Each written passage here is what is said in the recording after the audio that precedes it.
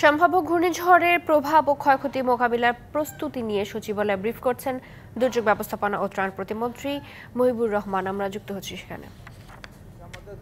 দরকার হবে সেগুলি আমরা মজুত রেখেছি এবং ভবিষ্যতে আরও প্রয়োজনীয় জন্য আমরা ঢাকা থেকে যাতে আমাদের সাপ্লাই দিতে পারি সেগুলির জন্য আমরা প্রস্তুতি নিয়ে রেখেছি।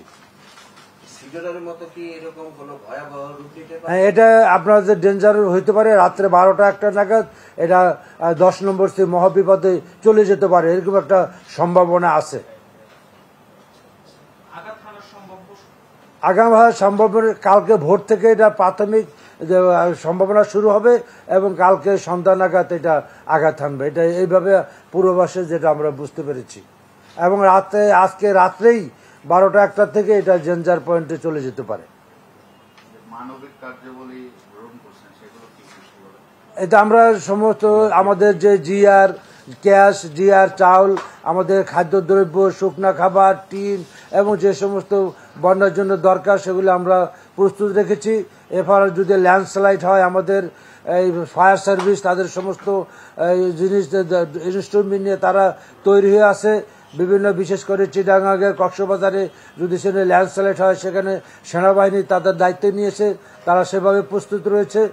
সেনাবাহিনী, আমাদের কোস্ট গার্ড, আমাদের আবহাওয়া, আমাদের এই ফায়ার সার্ভিস, আমাদের বিশেষ করে আমাদের যারা স্বেচ্ছাসেবক আছে, সিপিবি, রেড ক্রস, সবাই সম্মিলিতভাবে আমরা কাজ করার জন্য আমরা প্রস্তুতি নিয়ে রেখেছি।